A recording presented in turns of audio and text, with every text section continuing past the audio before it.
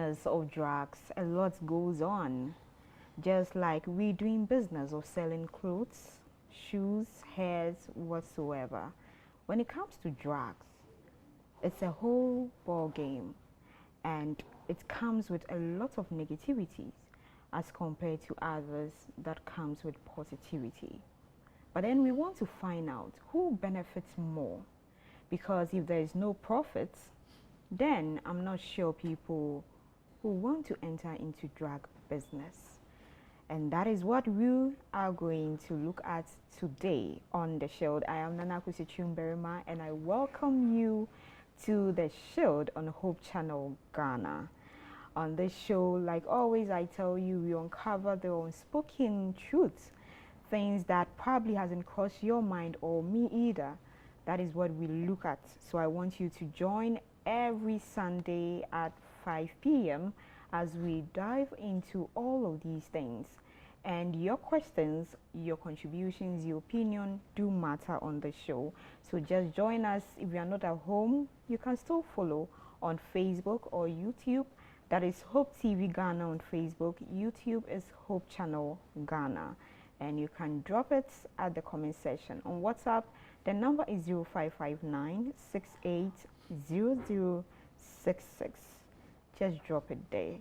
And if you are just a newbie or you just watch this episode for the first time, don't worry.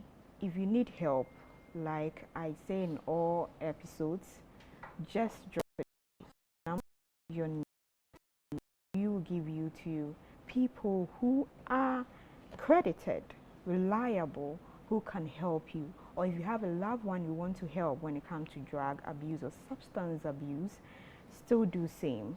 And then you can see the toll-free line of the Narcotics Control Commission there. Call them directly and they're going to help you, show you the way. You know, we say show us the way.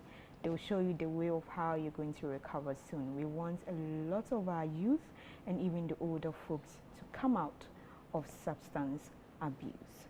And today, like always, I have another wonderful resource person. I enjoy his company all the time. From the Narcotics Control Commission, Patrick. He is from the Education and Preventive Department of the Commission. Hello, Patrick. Hello. How you doing? I'm doing well by grace. Yourself? I'm good. The smile alone tells me you're also happy with you. Yeah, because otherwise I will be starting like I'm the only person happy you're here. Welcome once again. Thank you very much. And I'm also happy to be here to share my experience with our listeners and our viewers as well. That's good. How is the commission? We are doing well. And I bring you warm greetings from our Director General and the entire staff. Okay, that's nice. Dr. Chum, of course, my husband's name, so I'm giving you all the respect as a boss and, you know, all that respect one way or the other. All right, so dear one, let's go for a quick break. When we come back, we'll dive straight into the conversation.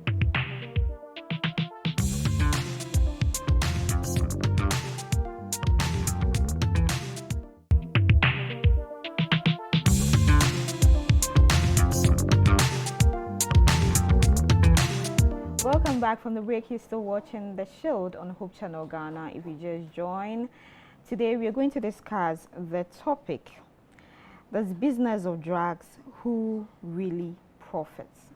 The business of drug, who really profits.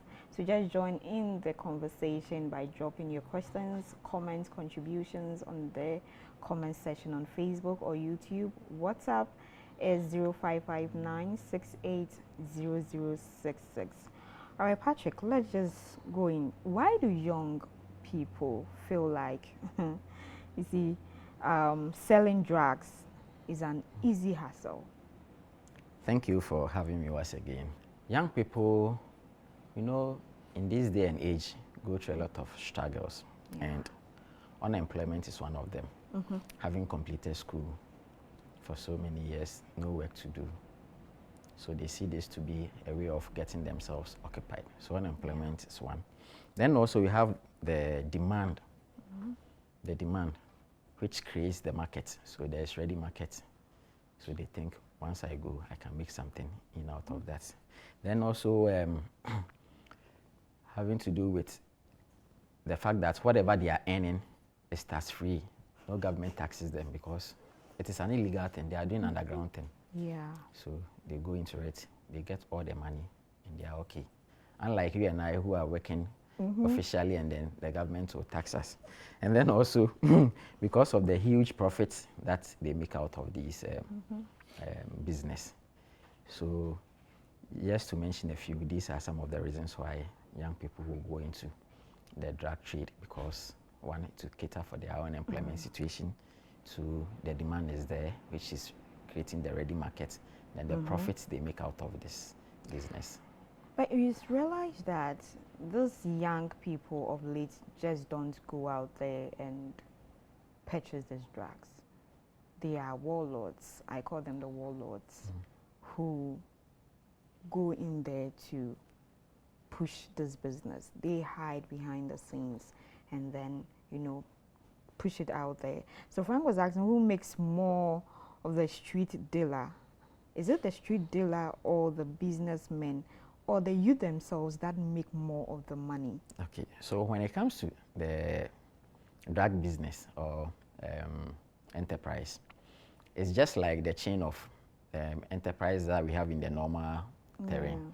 So you have the CEO or the financier, then we have the managing directors, you have the floor or middle line management, then you have those on the field who do the work.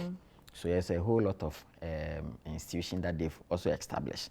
And so obviously the one at the top is the one who is making the money. The drug lord or the cartel or the baron, they make the money out of the whole enterprise. And do you think that that also finds a way of influencing this youth to go up the ladder? Yes, of course, because as every human being, you want to also grow. Yeah. So once they also start, sometimes in Ghana here, we are not experiencing such serious things, but when you go to other jurisdictions like the US, they even break up and form their own cartel. Some of the youth who start these businesses with them, as they realize that, oh, okay, I can also make money if I get the links and all that, then they also break up and start their business. Just like somebody has been employed in an organization, he works for some time and also goes to set up a business. Yeah. So they operate like the way the normal structure is, or the normal enterprise also goes. That is an interesting one. Is that why do drugs secretly fund other businesses? And in what way? How do drugs secretly fund other businesses? So drug fund other businesses in so many ways. So for instance, they doing the drug is illegal. So they will need to put it into a legitimate business so that you think it is out of the legitimate business they are making the money. So we have a term called money laundering. So just like we wear dresses and it gets dirty and we take it to the laundry to be washed. So they set up a business with the proceeds of the traffic drugs. Then that is not what is giving the money, but in the sight of the public, they see it to be a business that is generating the income. But the main money they are making is from the trafficking. Just that they've set up the business so that you think it is out of that business they are doing. Then also some groups like those who are into terrorism, they trade in the drugs and then they use it to buy the arms to fight the government or the states that they are opposing. So their main source of funding is from drug trade. Then those who do human trafficking as well, sometimes they use these people they traffic to also traffic drugs. Sometimes they use the proceeds from drugs to push them to other places. Then even when they get there, they also make them go into the sale of drugs. They become peddlers and other things. So they hide or they use the money to fuel something. So they may set up a business. Maybe it's like a pub that they are operating. The girls will be working in there, but they'll be selling the drugs within the pub. So they've trafficked the girls using the drug money. They come there to sell the drugs and they make money out of the drugs as well. So these are some of the ways the drug money is used to go into what we may see to be legit or genuine businesses. Meaning that it could be so many things. People, you Yeah. say, oh, here they sell clothes, oh, here's shoes. But when you go into the books, you realize that the money they are making is nothing to write home about. But the person is living a luxurious life. And when you look at things, you realize that no, so it means there's something more deeper than what the person is doing that we are all seeing. And even aside using the drug to fuel the company they are owning, you made mention of like PAP, for instance. They have the people, those who know, those who know. Yeah. Meaning that people can walk into a cosmetic shop or in Ghana we say provision shop to buy. You always go there to buy your milk and your gari. But those who know that behind the counter, drugs are being sold, meaning that we have places like this that people go in there to buy drugs without anyone realizing. Yes, you know, the drug trade is a clandestine thing, a secret thing. So even as you are seated, like when I entered, if I'm dealing in drugs, I can just put the drug in your bag and nobody will know the content of what I've put in your bag. But we've communicated on the line that, oh, I'm bringing you your stuff. It's worth maybe 10 cedis. You send me in memo. I receive the money. I came, I drop, I deliver. Nobody sees, but it's in the public. So even in the public, they can still carry out these activities that we may not know that they are doing it. We've arrested people who are even selling on the streets under traffic lights who are peddling in drugs. Maybe the person is holding a... You may see him carrying other items like maybe gum and all those things. What they used to clean the cars, dusters and all that. But behind it, the person is selling drugs. So he knows his clients. And when they come, as if he's giving them a duster, but the drug has been passed on. So it makes the fighting drugs very, very difficult. And that is how come we always call on the general public to help us, because they are in the communities. They know the lifestyle of these people. If you realize that somebody, you don't know the kind of work the person is doing, but the person is living a kind of life that doesn't befit whatever the person is saying he's working for, then you should alert the security agency so that we take a step and do better investigations to find out whether it is drug or something else that that person is doing to make money. Dear one, so you've heard Patrick is saying, let's us be watchdogs, let's look out. You know, myself, I know you're surprised, I'm surprised as well. That you might not know the place you go to eat your fufu, the choba you go to eat your fufu on Sundays or Saturday afternoons or Fridays. There's another business happening, a business in business. Yeah. Or that young guy selling the duster at La Paz traffic lights is selling something else to you. The provision shop you go to, there are lots. So just let's all turn ourselves to be CIAs and FBIs and probably Narcotics Control Commission worker agents. Nana Kosia, I would like us to avoid the mentioning of specific locations. You know, per the nature of our work, we go to the communities to engage them on the prevention. So if you mention a community name, stigma may come in, and when you go, they may not receive us to do our work. So even though we may know some places to be noted for drug trade or things, we wouldn't want to mention the names on air. But then we, behind the scenes, are doing our work to make sure that all those who are dealing in drugs there, we bring them to book. All right. Forgive me, dear one. It was just an example I made for La Paz. Please, the place is very cool. You and I know. We've not heard of any gunshots moving around. It's just an example I made as to wherever community you find yourself, anything can happen. So we are to be on the lookout for anything. Yes. So it's not only some places. Everywhere across Ghana, in our 16 regions, every place is possible that things of this sort can also happen. Foster was like, why is drug trafficking attractive despite the risks? This question is similar to the question one that you asked. Is because of, for instance, if a youth has completed school and there is no work, and that will be a quick way of making money, the person will go into it. So unemployment is one. The ready market, they will not struggle. They know where to go and make their money and come. Some even sit and make phone calls and send them by delivery. We've arrested delivery guys who were moving drugs from one point to another. Oh. Yes. So you not see the person standing or in a circulated place. No, they'll just come, package it nicely, give it to a delivery person, and it goes to the owner, the buyer. So so unemployment is there. Then also the ready market is also there. Then the profits they are making out of it, because it's huge. Some 4 or 5 years ago, if you put matches, a stick of matches into a powder of cocaine and brought out, it was going for 50 cedis. Repeat that again. About 4 or 5 years ago. So I can imagine. Just a stick of matches, you put into the powder, bring out. What stays on it was going for 50 cedis. And now we know things have tripled. The cost of things have tripled. Oh, you're looking So at just that person doing cedis. this, 50 cedis is gone. And this thing will last between 30 to 1 hour. You need to take it depending on your level of addiction. So the demand, those they've gotten into the drug business, the demand is there. Then now we're looking like 200 cedis.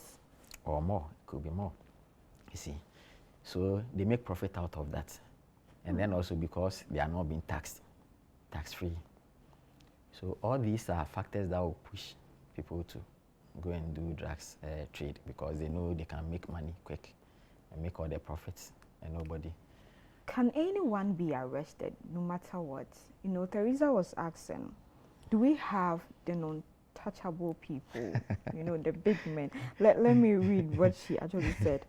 Akosia asked for me, are there untouchables in Ghana who benefit from the trade that we don't know of? Because this shit has to, sorry for the word, I think I don't have to use, forgive me, but she's trying to say these things has to stop. Yeah. I like the question she's asked. Are there untouchables? Of course not. They are not. There's nobody in Ghana who is untouchable. The law says that anybody found in possession of the drug. I don't know if Akosia, is it Akosia or Teresa? Some time ago, an MP was arrested for drugs in Ghana. If you Google, you see it. Nobody is untouchable. If you deal in it, we'll come after you. Nobody. Everybody. As far as the law we work with, the Narcotics Control Commission Act 2020, Act 1019 remains. Nobody is untouchable. Everyone is under the law. Is under the law. So Teresa, don't worry. Everyone is under the law. So just relax. I know most people ask this question because they normally don't see people. They know there are big men behind most of these illegal businesses, but then most of the time is some will say the laborers, the common floor members are the ones being arrested, but then the main big boys are left to go because it's believed they have links, so they easily maneuver their way out of trouble. And I have just debunked that statement by giving an example of an MP. Yeah. Who, a very powerful person in our society, has been arrested for drug use. So nobody. If you do and you are caught, the law will deal with you as it is. Drastically. As it is. The law will deal with you as it is, drastically. So Teresa, he's given an example that should calm you down to realize that no one is above the law. Everyone is under the law. So if in case you have any information or anything, that's fine. Our doors are open. Yeah, their doors are open. Just let them know. No one is above the law. And your safety is promised. Yeah. Don't worry. I think you followed up with a question that has somehow been said earlier. You said, what are some clever ways traffickers hide drugs? I think Patrick mentioned. I think, let me, it was just one example I gave. So apart from that also, like some people using the delivery service in the country now, you also find people hiding the drugs in their luggage when they are traveling. Some will create false compartments in the luggage, and then they stuff in the drugs there. So they are supposed to be, let's say, 2 compartments in the bag. a bigger one and a smaller one, but they will create a third one, which is hidden within the one of the compartments. Then they stuff in the drugs. Some even, you know, some of the bags have metallic handles that you pull to push. Yes. They hide the drugs in the metallic, you know, it's hollow. Yeah. So they hide the drugs in there. We have arrested somebody who was sitting on a wheelchair, and the wheelchair, the metals were containing drugs all over. Yes, we have arrested people, women, women are wonderful, who have stuffed drugs in their hair. Yeah. Yes. You know, when I think one of our episodes we mentioned that. Yes. And I was very sad about it. Some even go as far as making, going for implants. Yes. They put in the drugs in their breast as implants. Some also insert it in their private parts. Some also swallow them. So anything that has small amount of space, they can put in the drugs, including mobile phones. They take out the battery, shape the drug like the shape of the battery, and put it there. Laptops, they remove the battery and shape the drug like the shape of the battery and put it on. So usually when we see somebody carrying laptops at the airport, we will ask you to turn it on.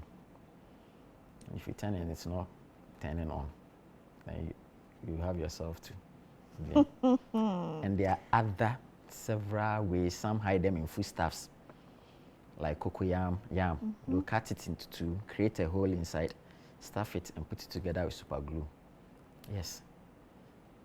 Some even put them in canned food. You know, I wonder why people are so creative. Why don't they use this creativity for something more profitable?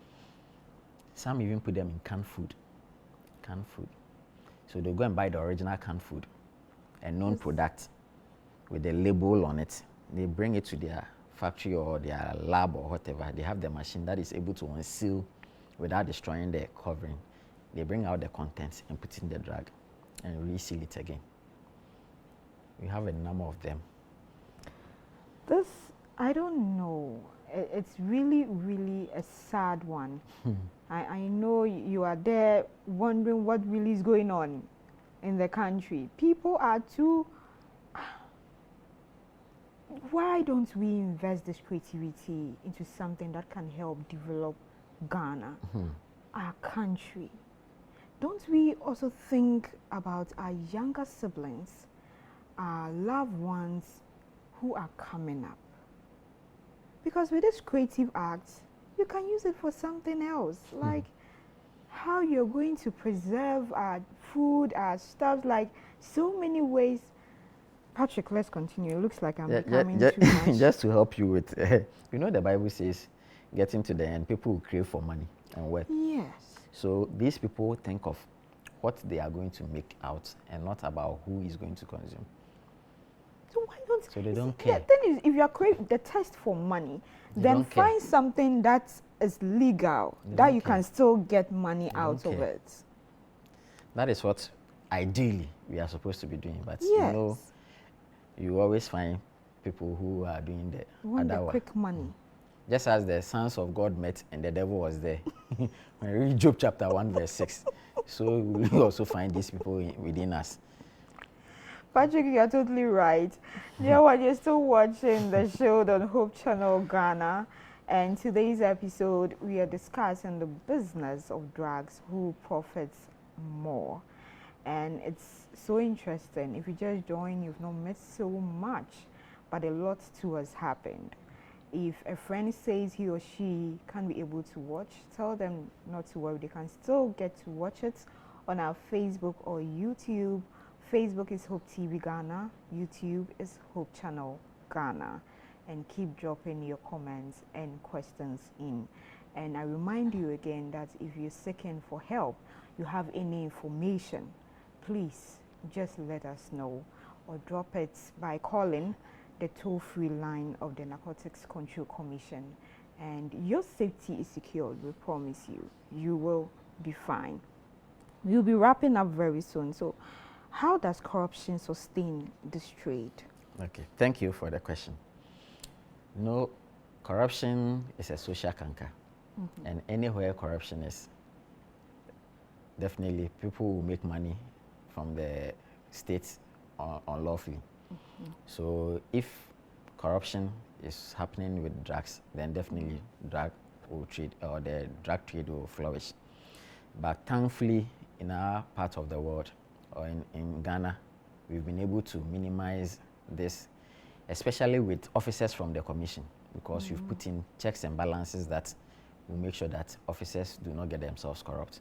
So for instance, you are at the airport with another officer, and that officer is also looking out for other negative things about you that you may carry out there. So it's like we are doing counter surveillance among ourselves. Then aside that, to there are cameras and other things around to make sure that we don't go. Then most importantly, officers go through lie detector process, lie detector machines, so that you also prove your credibility for being an officer in the service. So we've put in systems to make sure that we minimize corruption, because you know that when it comes to drugs, anybody can be corrupted in that sense. So I think one of these things will link to indirect boss, in the business, because like you're saying, maybe an officer can, find his or her way through this. Okay, I am the connection. This time I'll be on duty. So you can just come and just go. So you think he is telling you that, but another officer that there is also watching. Or even there could be another person who is not even on duty with you, but be watching you from behind that you don't know. Good one. Yes. So I think this is a good move from the commission. It's a really good one.